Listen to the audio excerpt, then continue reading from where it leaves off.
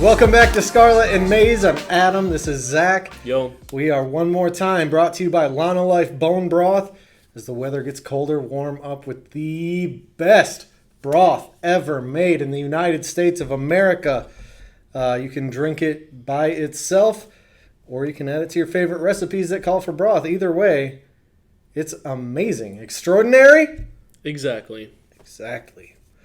So, week 2 recap. Ohio State 45, Arkansas State 12.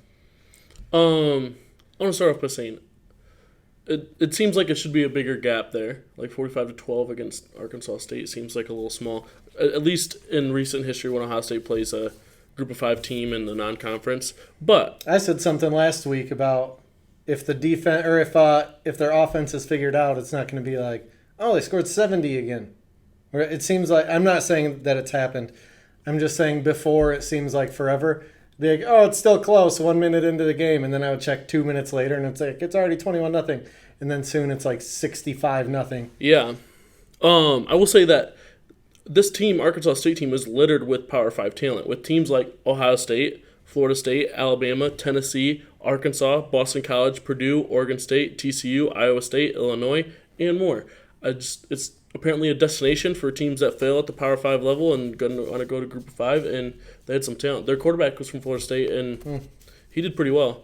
I did like the way Stroud was throwing the ball. He was on target. He had some really nice passes. The one at the end of the third quarter down the sideline to Super Marv was just incredible, and the way it was just throwing the needle down the field, and Super Marv just goes and gets it, high points it.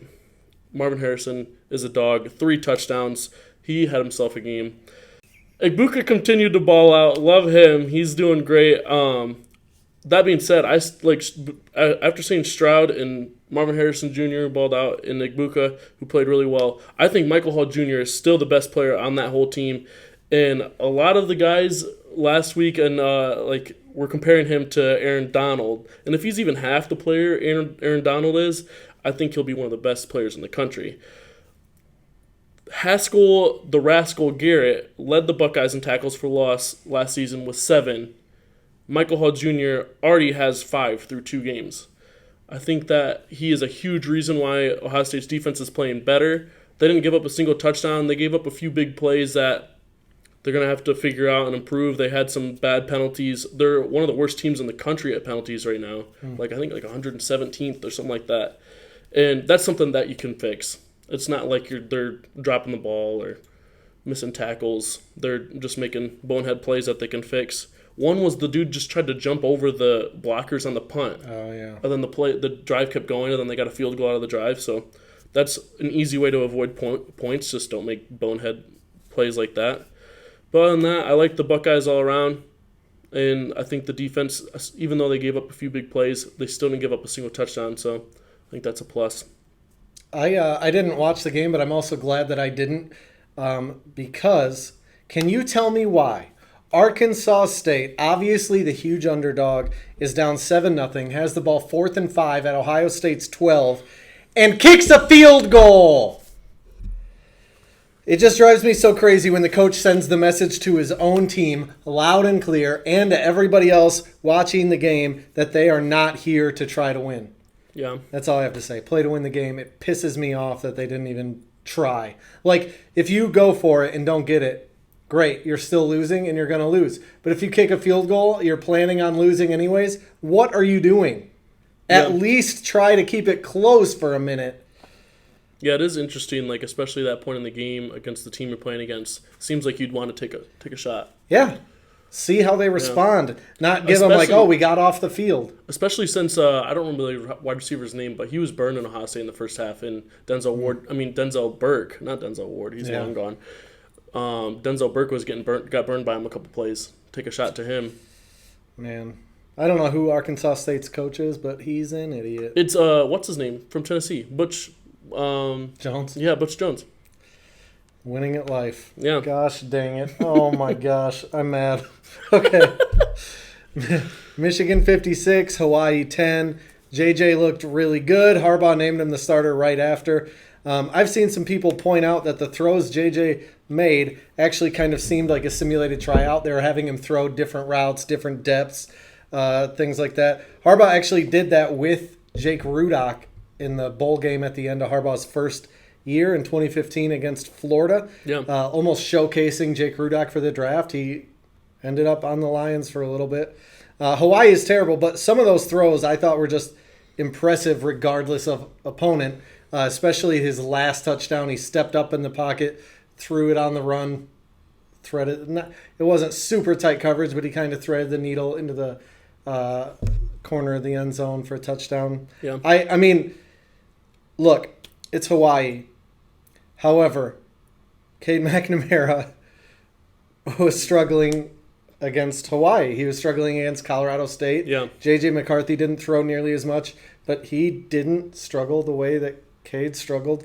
Like, Harbaugh had said at the start of the year, the offense is going to be more explosive, more aerial, and it seems like maybe he knew the whole time, all right, it's going to be J.J., and he can actually throw the ball down the field. So, yeah, I don't know. Like, it was just Hawaii. I was also like, oh, man, you only got to 56. That could have been a little bit better. Yeah. But whatever. Yeah, I mean, they also weren't really trying to run it up. Right. Like That's how I felt about Ohio State, too. Like, they really could have put it on them more. There were a few drives that were, like, 3-play drives, and I'm like, why aren't you doing that every time? And then kind of get it. Like, I think they're trying to figure out the run game still, and I think it makes sense in a game like this to work on that. Yeah. Do you have any thoughts on the Michigan game? No, I actually didn't watch this one either. Like, you didn't watch the Buckeye game, but my only thought is, congrats to JJ. Cool. We'll see how good he is against a real team.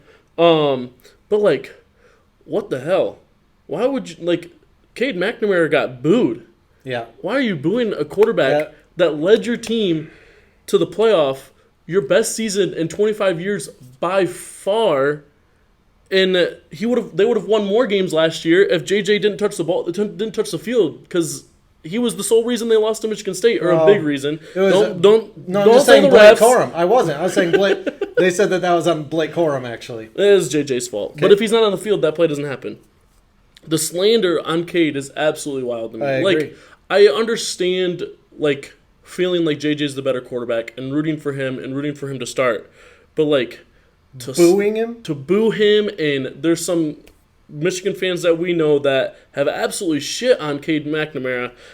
I just don't understand that at all. Like, it's frustrating because going back to last year, there was finally a point of like actual joy and excitement about the team, and he was a big reason. Even if he wasn't throwing for a ton of yards or a ton of touchdowns, he was doing what they asked him to do, which was take care of the ball. And for the most part, he took care of the ball. Yeah. And then, like, honestly, I love J.J. McCarthy. The whole reason that it was slow for him to get more playing time was they said he would throw picks. He would try things he could do in high school, whatever. He was a little reckless with the ball. Yeah. And maybe they lose some of the, like, Nebraska was a close game. Penn State was a close game.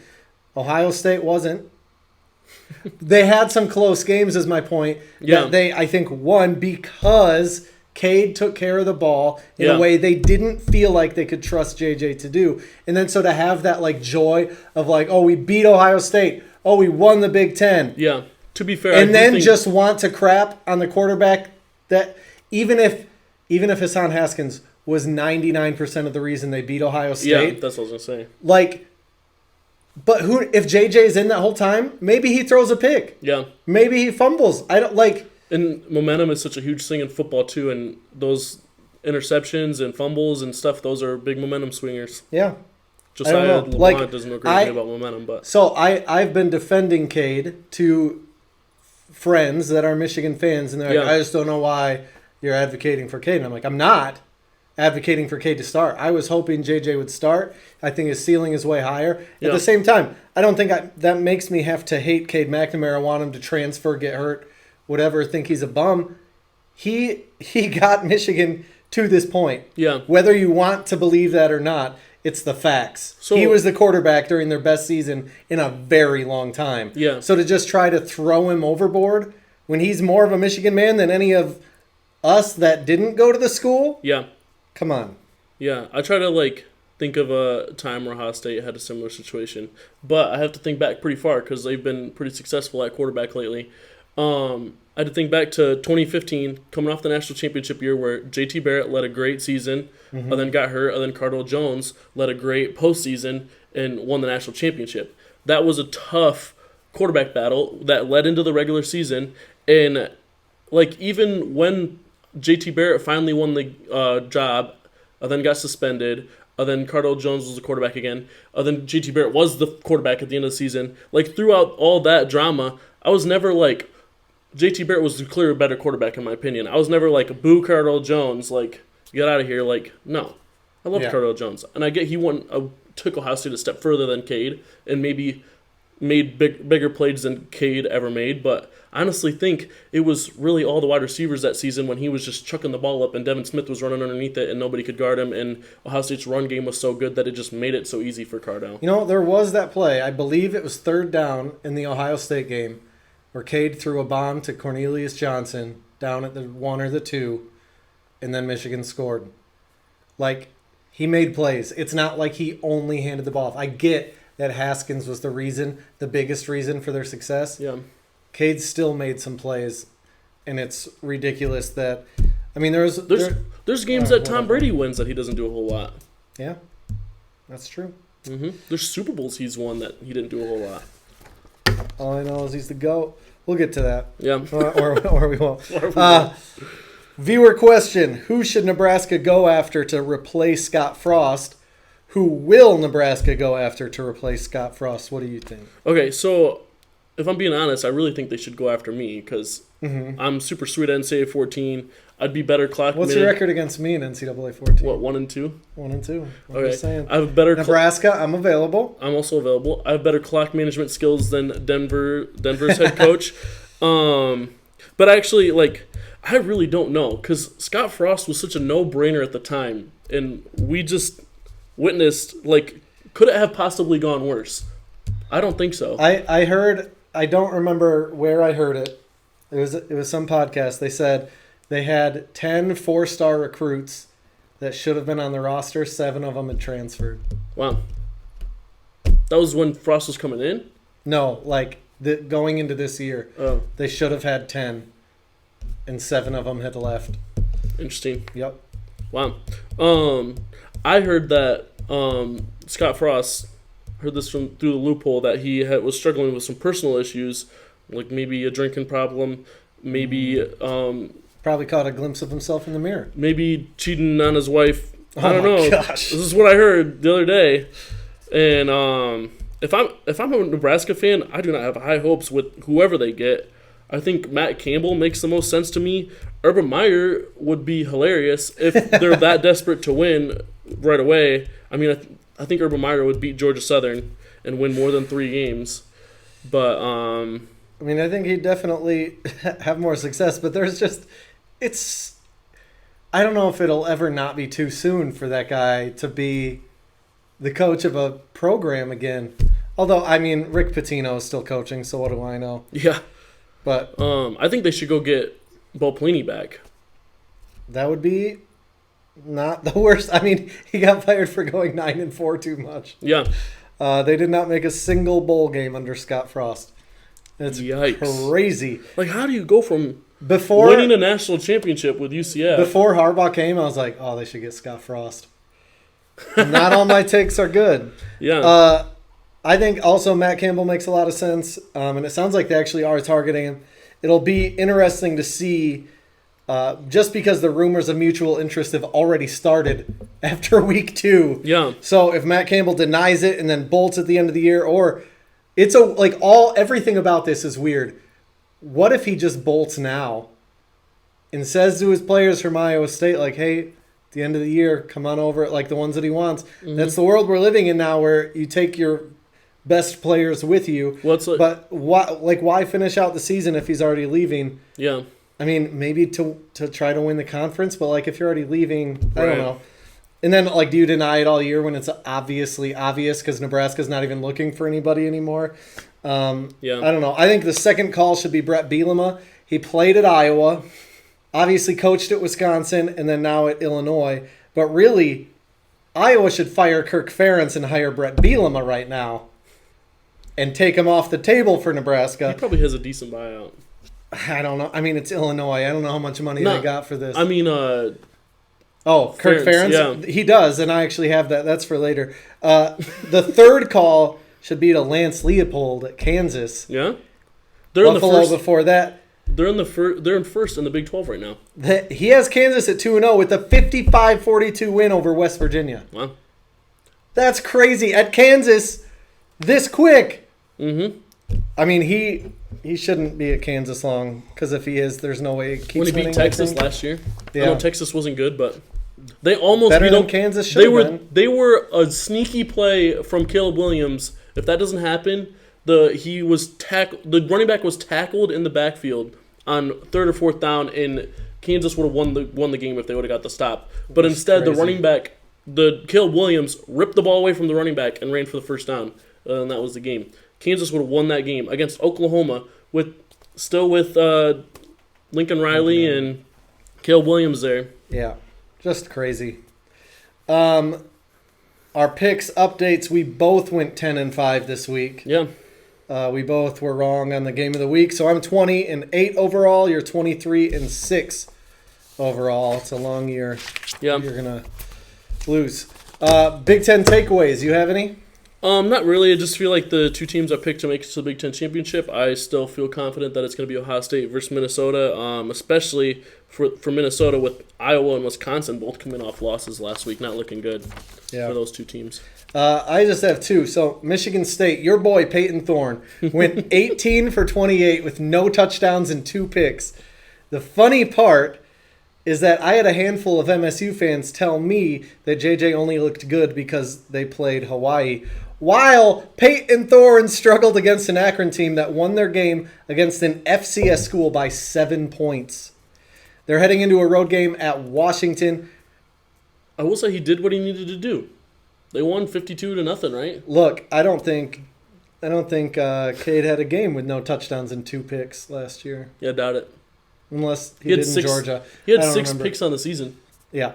15 touchdowns. I'm just saying, they definitely did not win because of Peyton Thorne. A lot of people, State fans, were calling for Noah Kim. I don't know, whatever. They're playing Washington, where old Big Ten friend Michael Penix is 46 of 66 through 2 games for 682 yards and 6 touchdowns. Balling out. And he's spreading the ball around to a lot of receivers. They got some weapons. We'll see if MSU's secondary is actually improved. I'm skeptical just because they were obviously in a close game week 1, but then gave up some yards in the first half to Akron. Yeah.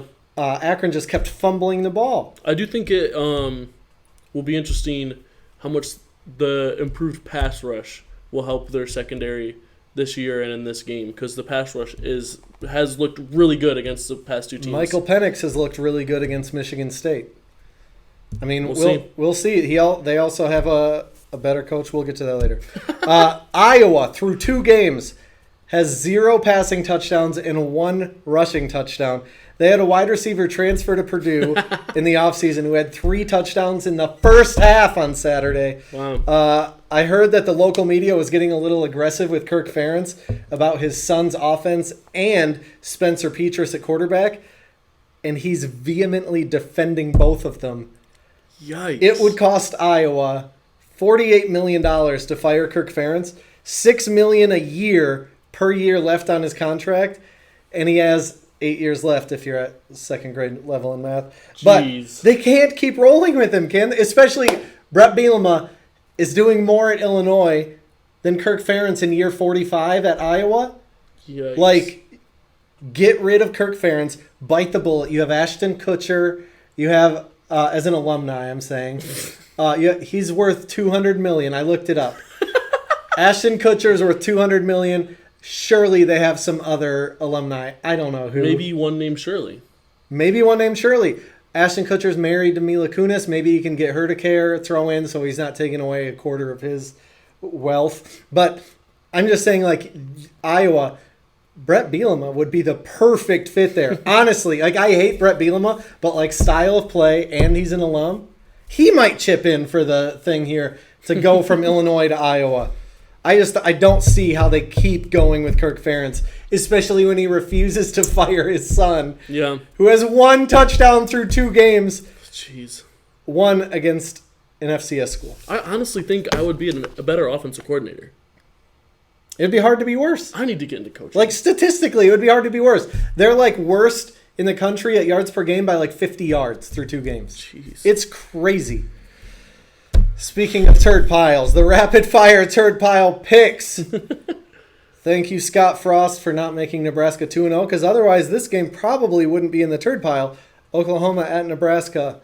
I would love it if Nebraska's interim coach won this game. And they're like, oh, the problem was actually just Scott Frost. That'd be something. But Oklahoma by 80. Yeah, Oklahoma and the spread is only 14 last I checked. I jumped absurd. all over that spread on my parlay for this weekend. Yeah, Oklahoma easily. Yeah. Southern Illinois at Northwestern. Purdue at Syracuse. I got Syracuse. Oh no. Western Kentucky at Indiana.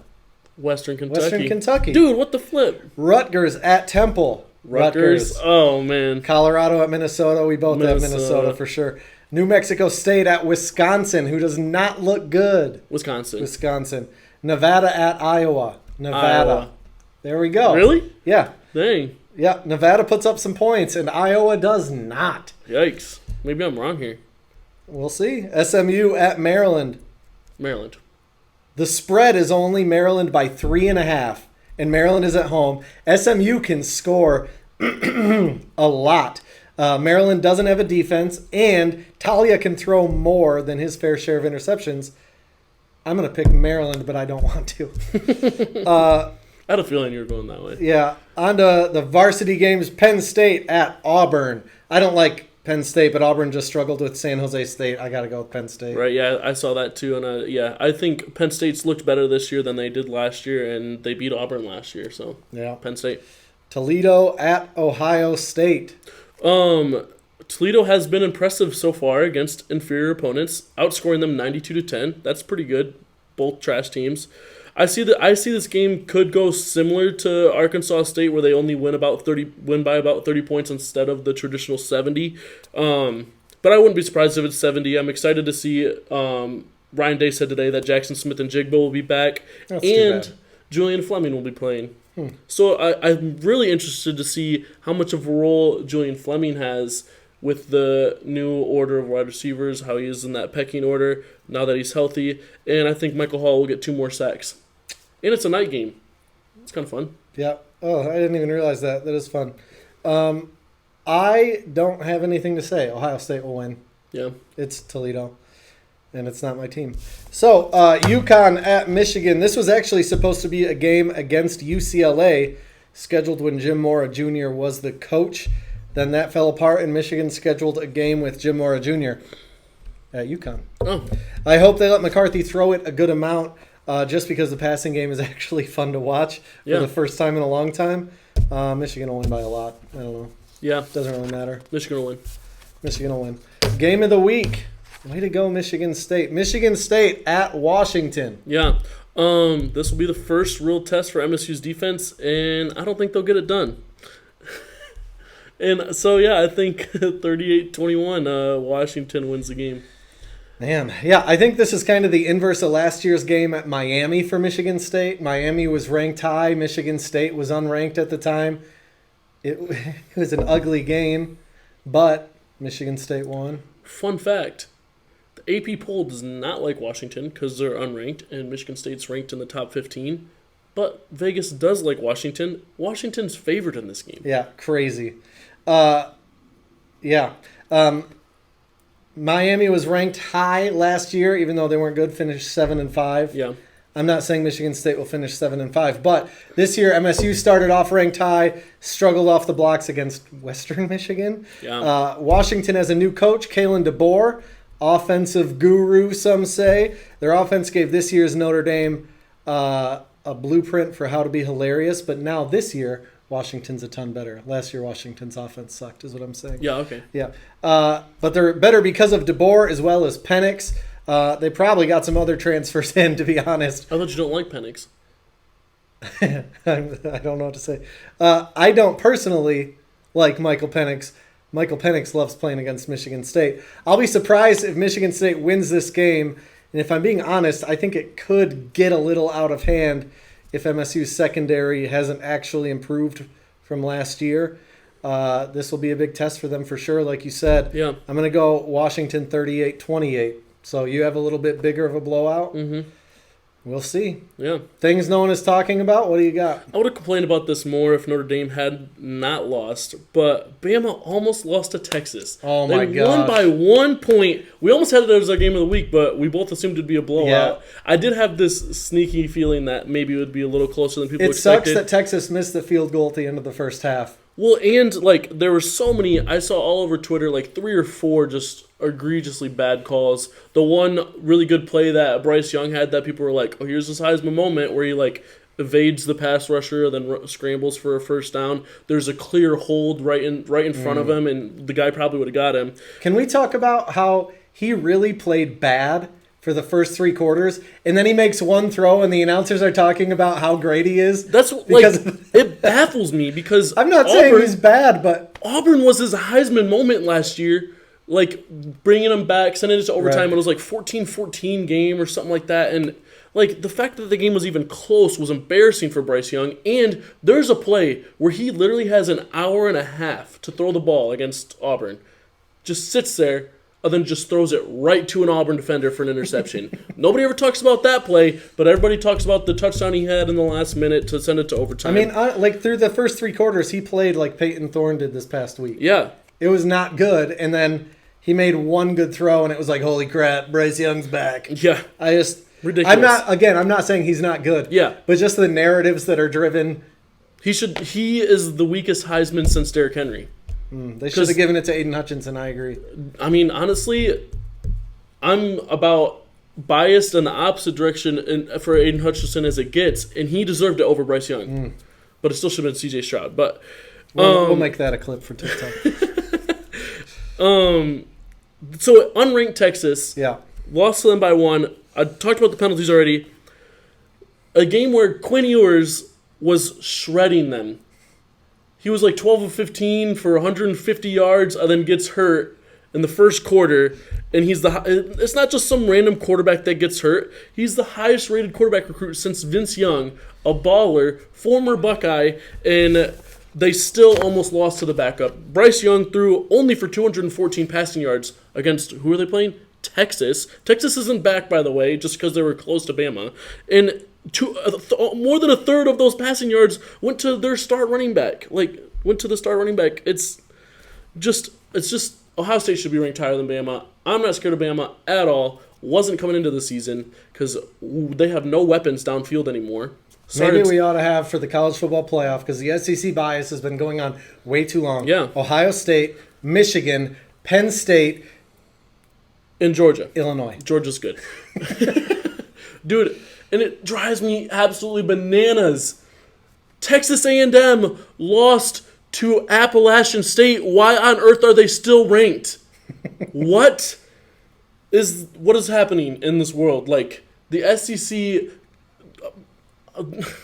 Bias. Yeah. Just trying to help you out real quick. It's ridiculous. No, I knew what I wanted to say. I just was questioning if I wanted to say it. It's just absurd. Like, maybe Ohio State shouldn't be ranked ahead of Bama right now, but are they the second best team in the country? Is Texas A&M a top 25 team?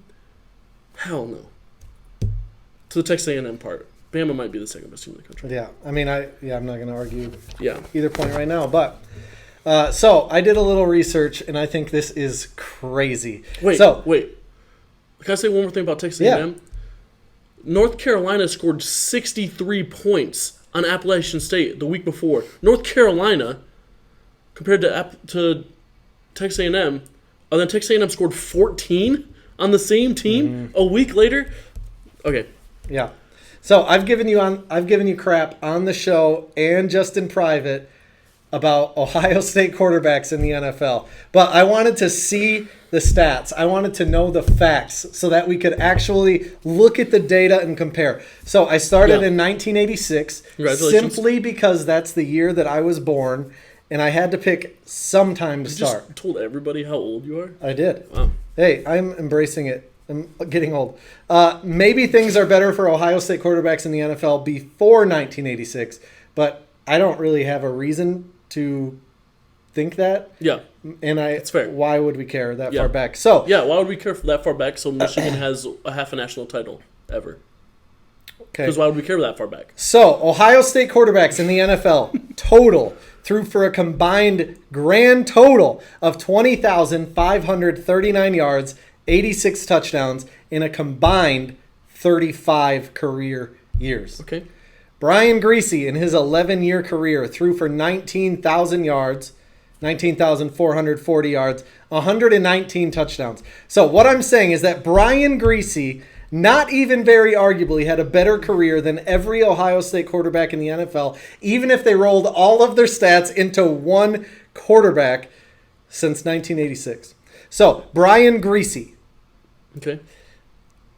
Had Elvis Grbac played one more year, he would have done better than every Ohio State quarterback rolled into one as well. Elvis Grbac played in the league for 8 years and threw for almost 17,000 yards and 81 touchdowns. I won't go on too long, but this is amazing to me, Zach.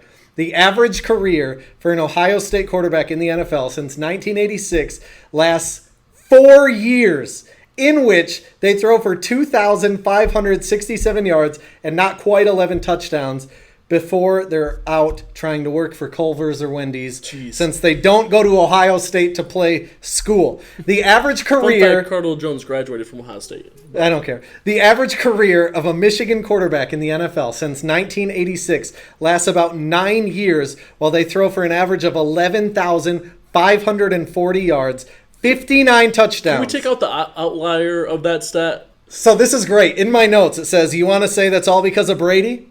You're wrong. Those stats excluded Tom Brady. With Tom Brady, the average jumps to 10 and a half seasons, 20,689 yards, and nearly 130 touchdowns. But the average career for a Michigan quarterback in the NFL, excluding the greatest quarterback of all time for no reason other than to try to level the playing field for this exercise since 1986, still evens out to over half the yards and touchdowns of the totality of Ohio State quarterbacks in the NFL total. Not nearly enough people are talking about this, and I think we should have started the conversation right now. Nobody talks about it because who cares? Michigan fans? Yeah, that's all you have to hang your hat on in the last since Well, 1986. that and Hassan Haskins just scored again. Oh, okay. Tweet of the week. Yep. In a response to the official statement from Nebraska firing Scott Frost, this is from Blackheart Gold Pants, an Iowa blog, at BHGP. Brian Ferentz is available. Yeah, that's fair. My tweet of the week is from Alex Anstead, at Alex Anstead College Football. And it's the record for the Big Ten East and the Big Ten West. The Big Ten East is 14-0, and the Big Ten West is 9-7. And not all of those 7 are explainable. Yep. Insane. Yep. Well, Yeah. with that, we'll see you next week. Be sure to subscribe, like, and follow. Mm-hmm. Deep dive more into Ohio State quarterbacks in the NFL. I'll give you a spoiler. It's Hey. not good. I will say, you sent an interception that Justin Fields threw in a group chat that I'm in, and then he went on to throw 2 touchdown passes after that and defeat the former runner-up of the NFC last year. What year is it for Justin Fields in the NFL? 2. He's got 2 more left, Jeez. and that's it. I doubt. I would bet a lot that he makes it 5 years. What a weak bet. With that, go blue. Go Buckeyes.